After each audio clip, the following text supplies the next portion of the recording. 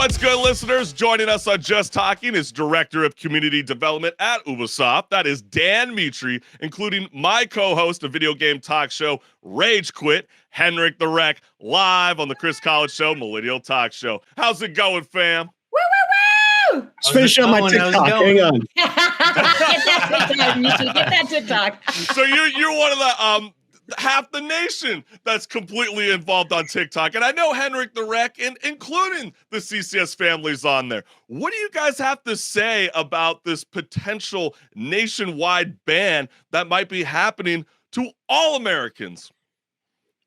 You know, I don't think it's going to happen, honestly, considering just like a kid who gets banned from being able to get cookies from the cookie jar, Americans are going to find some way to access TikTok if they ban it.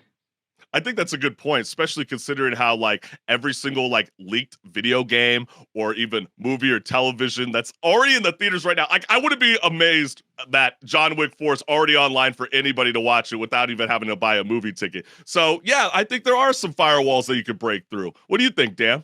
Haven't we tried to ban mature video games in the US here already? Like, why are we now trying to ban a social network in which its usage comes down to the users? And like to Marissa's point, to good parenting, right? Like we're going to find a way to do this. Plus, it drives way too much money.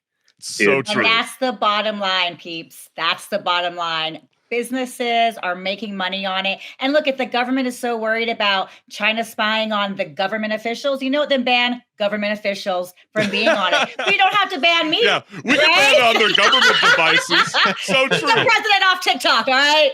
I mean, I guess we'll leave it at this final note. Congress is still using fax machines. So the fact that they're actually going to be having a say in TikTok, I think that speaks for itself. But let's go back into video games because that's what we're here for on Just Talking. And the 2023 BAFTA Games Awards are due to take place on Thursday, March 30th, and speculation about who is going to win is already heating up. And what's really cool about this event is there are over 45 different game titles that are nominated this year with 18 different categories. Whether 45 different game titles deserve to be nominated is a question that we will be asking, but let's go ahead and showcase the first award, Marissa, on the screen as our, we have the EE Game of the Year. It is the only award voted for in the public. And so anybody that's tuning in right now, you can get your voice heard, but I want to know from Dan Mitre and HenricK the WrecK, when you see these 6 games listed on screen, what is your choice for EE Game of the Year? We see a lot of the same games that are from the Game Awards, and I mean, we saw that one with Elden Ring, so I'm going to say Elden Ring for sure. Is that really how you feel? Oh, of course, of course. That game was talked about for months, Chris. That's true, but you know, they are in a little bit of trouble, you know, considering how Archangel Studios kind of clapped back because, you know, Archangel Studios is being accused of stealing, you know, digital assets, you know, that mimic some of the skeleton play that's in Elden Ring. So will that play a factor? We'll see what's good. But when it comes to you, Dan Mitre, what is your EE Game of the Year? Oh man, I mean, like HenricK was saying, Elden Ring just took us over by storm, right? Like, and if you love that Dark Souls gameplay and that relentless just punishment, Elden Ring was your game. But Stray looks awesome. Stray was one of my PS5 launch titles that I was looking forward to. But honestly, I'm a God of War sucker. Like, come on. The first God of War was awesome. Ragnarok, just as bad. I don't even play video games, and I love God of War. See, 1,000%. I was waiting for somebody to say God of War because we keep talking about this, like, quote-unquote Mount Rushmore of iconic video game characters, and to see that this badass sequel to, you know, the last one, I'm amazed that none of you guys referenced that game first. Like, Elden Ring definitely takes on the nod because I know with the BAFTA Games Awards, God of War leads with 15 nods, making it the most nominated game in the history of the BAFTA Awards. But you guys are saying that it's the Beyonce of BAFTA Awards. Exactly.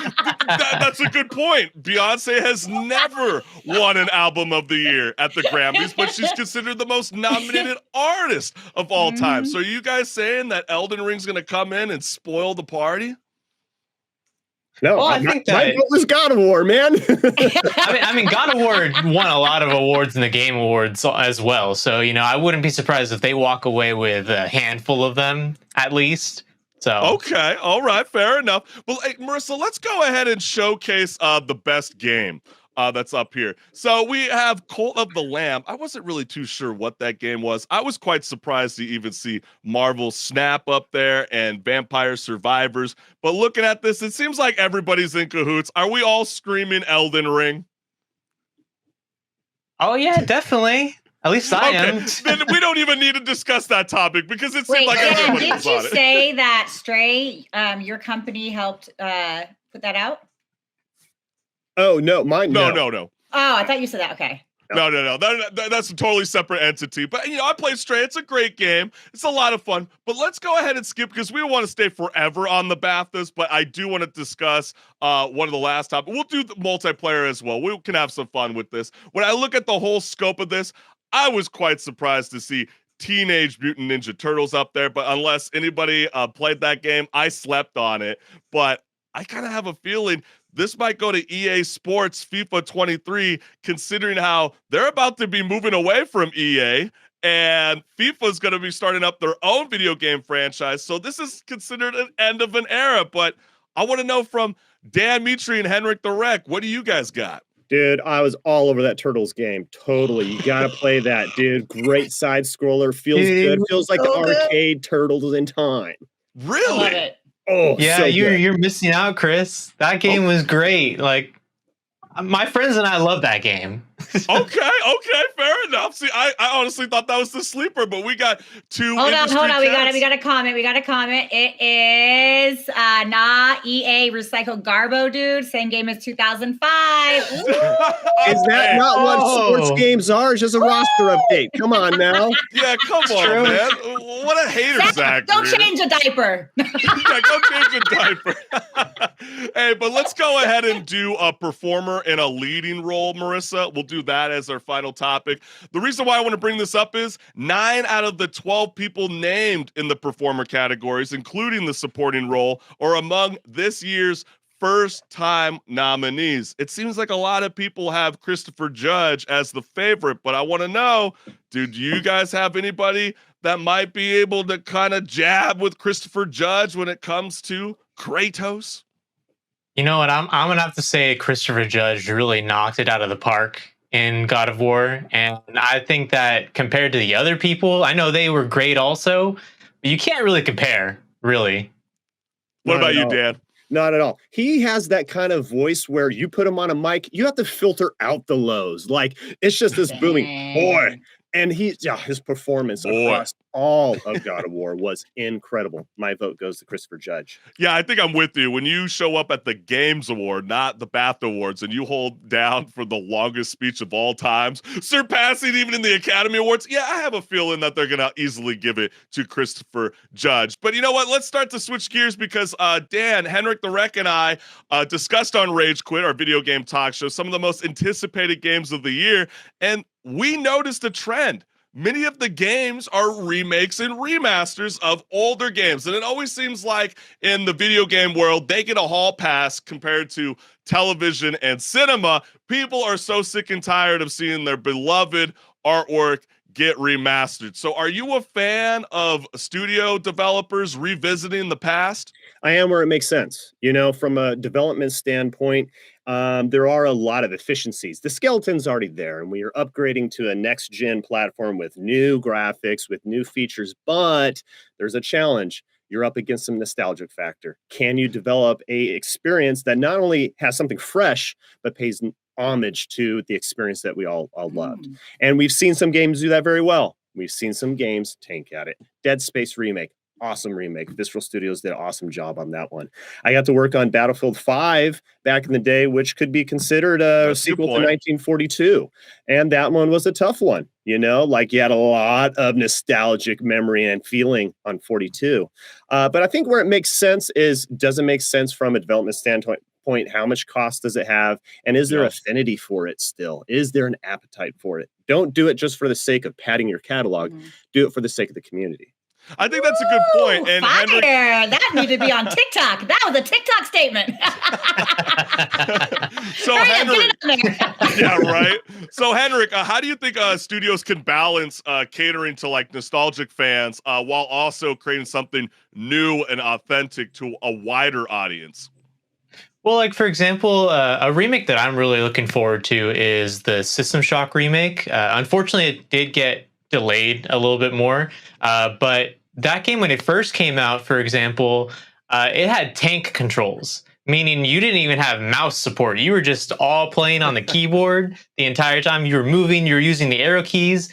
To update that to the new conventions of gaming where you have keyboard and mouse support, and just the graphics overhaul in general, like, I think that in itself is kind of what Dan is talking about, where it's like, it makes sense to remake this if there's an aptitude for it, because that game came out so long ago that it just doesn't even, no one's going to play it. No one's going to go back and try and play that. Okay, I hear you, HenricK the WrecK, but I guess that kind of goes off of what I was saying at the top of the show. Paramount is working on a remake for Vertigo, which is Alfred Hitchcock's film. And I feel like that's a film you just don't touch. So, like, are you saying that there's certain older games that, yes, you should revisit, and then there's some that, you know, like, I don't know, like, I felt like when they revisited GoldenEye, it was like, really? Do we really need another update on this? Yeah, I would say, at least when it comes to movies, there are some remakes that are better than the originals, I will say. Now, Alfred Hitchcock's a little hard to be better than, because he's such a legendary filmmaker. He cannot be better. His movie will always be iconic, will always be there. Thank you, but Marissa. I love the fact that they're going to bring it back, put a spin, make it for people who, I'm telling you now, I work with a woman. I love her to death. She's 22. I've just turned 23. Doesn't even know who Alfred Hitchcock is. Okay. Oh no, these damn Gen Zers. So, you know what I mean? You could take this, they could all of a sudden find a love for it, and then Google Alfred Hitchcock. Oh, wait, here's an original. And then we can open up some more eyes to some vintage classics. Can we establish the best remake of all time here? Best remake of all time, Evil Dead 2. Come on. Ooh, I love Evil Dead 2. That was a good one. Bomb remake. I'm going to go with you on that one. I never go wrong with zombies. But it does seem like the hype train is real for Resident Evil 4, so we'll see what's good. But you know what? I definitely want to bring this up since you guys are both heavily involved in the video game industry, and that is the Olympics, elevating esports to the main stage with its first ever Olympic esports series without any actual esports games. So what are your thoughts on the committee's decision to exclude video games that promote violence, such as League of Legends, Battlefield, Call of Duty, from the Olympic Games? So I'm stoked that we have Just Dance as an Ubisoft title. I'm very honored to be working closely with that and the teams on that. And that paves way. Like it makes sense. You are in a very active, moving sort of that can be considered a sport. Absolutely. Have you tried DDR? After 3 songs, I feel like I just ran a marathon. Just Dance the same way. But let's talk about Olympics, right? The Olympics is a E for everybody entertainment, right? This is syndicated across the world, across different networks and streaming, and it needs to be something that all ages can consume. Why would you put a mature-rated title in front of an E-rated program? Mm-hmm. It doesn't make sense. I agree with that. Yeah, you don't want to have that definitely. Parent that actually does parent sitting there with their kid and being like, whoa, blowing off heads. Here's my 5-year-old. Great. Well, what do you say to the some gamers that are arguing that the exclusion of violent video games, such as Call of Duty, Battlefield, and League of Legends, for example, is a form of censorship and that it limits artistic and creative expression? I mean, what is your response to that? I'm interested to see what HenricK thinks. From an outside standpoint, yeah. Yeah, HenricK, what do you think? I would say, yeah, it is for a lot of gamers going to be disappointing that, you don't have games like League of Legends or Call of Duty in the Olympics esports, because when a lot of gamers think esports, they think those games, like those have leagues where people compete for real money as is. But it does make sense, looking from like Marissa's point of view as a parent, like if I'm watching the Olympics and the esports segment comes on and all of a sudden you have a Call of Duty scene playing like that, maybe we got to go watch something else. Look, because even hockey players clean up their act in the Olympics. Okay. That's true. And you don't see as much fighting. You don't see as much fighting. You don't see as much blood. You know what I mean? They even clean it up for the Olympics, right? We have a regular esports. You guys already have stuff for that. This is the Olympics. But like it Dan sounds Mitre like said, it's on a platform. This is amazing. But it sounds like you guys are saying that violence in video games have real world consequences. No, I am not. No. It comes down I'm to not saying that. It comes down to proper psychological health. And that's a whole other show right there, talking about the mental health and the support we provide our children and our peers and stuff. But look, esports is, in all intents and purposes, defined as any game that is played competitively. And hey, if you throw in money behind it, you throw in some sort of prestige, I'm going to have to say Just Dance and Tennis Clash are just about to be in esports. Yeah. No, I hear you on that one. But my personal feeling is, after watching the World Baseball Classic, didn't that kind of feel like war? I mean, when we had, Mexico and Japan going at it, I mean, that was a bloodbath. And then once we got Japan and USA together, I felt like that was the kind of intensity that we could use in the esports series. Because when I see a mobile device game like Tic-Tac-Bow that's only been available for like less than 2 months on the Olympic stage, how does that get anybody hyped up? And so, since we're like talking about the whole esports and everything, since it is kind of becoming a permanent fixture in the Olympics, do you believe that esports players will be held to the same standards as a traditional athlete when it comes to like drug testing, fair play, and regulation in the game? Yeah, I would hope so. Really? Because I like to think that every game. Just because they're doing esports doesn't mean they're not athletes. We had this conversation on one of my shorts that I worked with you, Chris, where Shaq was saying, yeah, these esports athletes are definitely athletes just like sports athletes. They have the same amount of rigorous training that they have to go through as regular athletes. What was the documentary that followed a team of esport people, and it showed that like how well they had to eat, and they had physical trainers to help them, so they weren't just sitting there. They had to physically move and do it, and making sure they're having the right water and the nutrients. I was just going to say, Marissa, most gamers don't watch a documentary about. I watched it. I was like, do it. They actually participated in the games. So, what about you, Dan? Do you think they're going to start getting drug testing? Because I feel like the sex, drugs, and rock and roll carries in with the gaming world. I mean, I feel like nobody plays good if they're not at least on a little bit of some energy or boost. So look, in a past life, I ran a company called New Wave Esports. We invested in esports leagues, tournament operators, teams, and many of those teams and leagues did drug test. And that is a real thing. Like you cannot have a stacked advantage over someone else because you're on Adderall or you're crushing something that's completely illegal, right? And that does not send the right message to people who watch esports too, our children, the people who love this thing. So no, I don't think it's appropriate to allow drug use in those sanctioned events. Now, are we talking about publishers and developers? I think we would all probably be out of a job at this point. So esports is a different arena here. Okay, fair enough. You crushing the Adderall in the back, Dan? Is that what you're saying? Oh, I'm feeling good today, Marissa. Deadline. There we are. Hey, so true on that. So, guys, definitely keep a lookout. The Olympics Esports Series is going to be happening on June 22nd and June 25th in Singapore. But we wanted to talk about this because HenricK the WrecK and I on our video game talk show Rage Quit have been exploring how GPT-4 and AI is the talk of the town with gamers, discussing its impact on the video game industry. And with AI in GPT-4 requires at all times internet connection, which brings this whole new plague that everybody's hating in the year 2023, where always online single player games are frustrating gamers and is sort of sounding the alarm on piracy.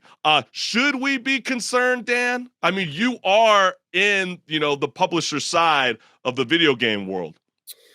So in terms of privacy and privacy for our users is specifically more the question, right? Yes. Yeah, no, we have a response. We have an obligation to keep our information private. Absolutely. And we take big measures to do so.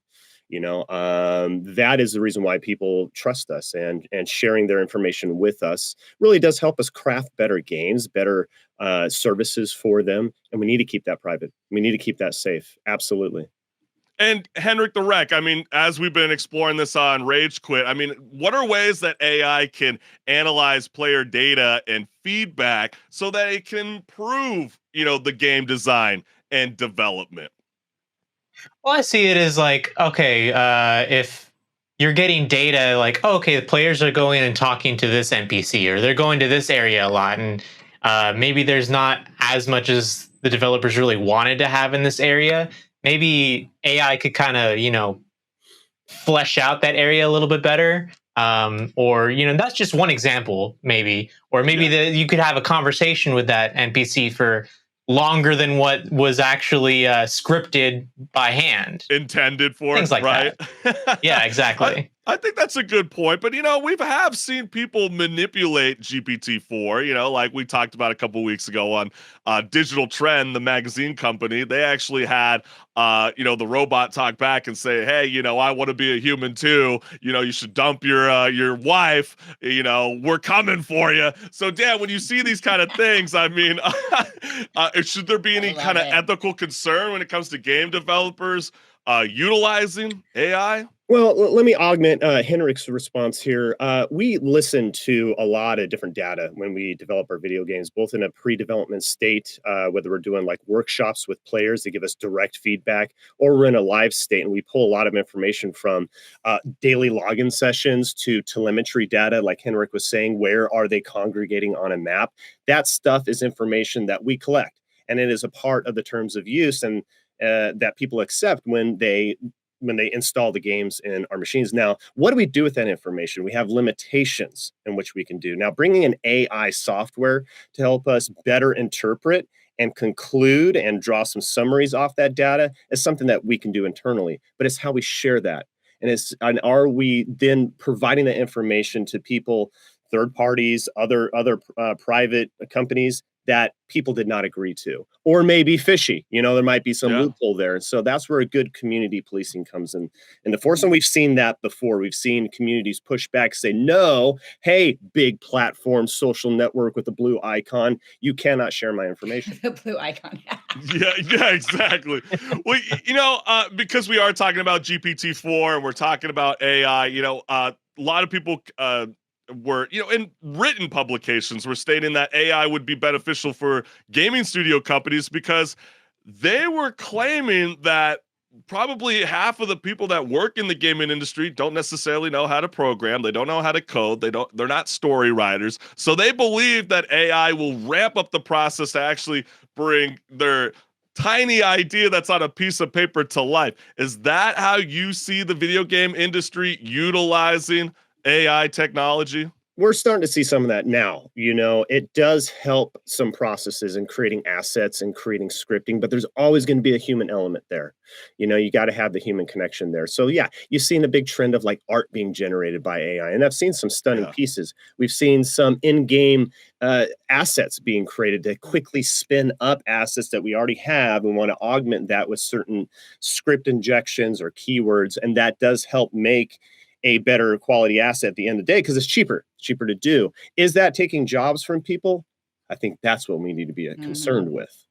Absolutely. And gentlemen, you guys have been awesome. And you know what, Dan Mitre, we definitely got to bring you on with HenricK the WrecK and I on our video game talk show, Rage Quit, one of these days, because you are such a bright and refreshing person to the gaming industry. We appreciate you. And HenricK the WrecK, I see you every Tuesday. So I already show all the love for you all the time. So I don't need to gloat about you anymore. But gentlemen, thank you guys so much for joining Just Talking.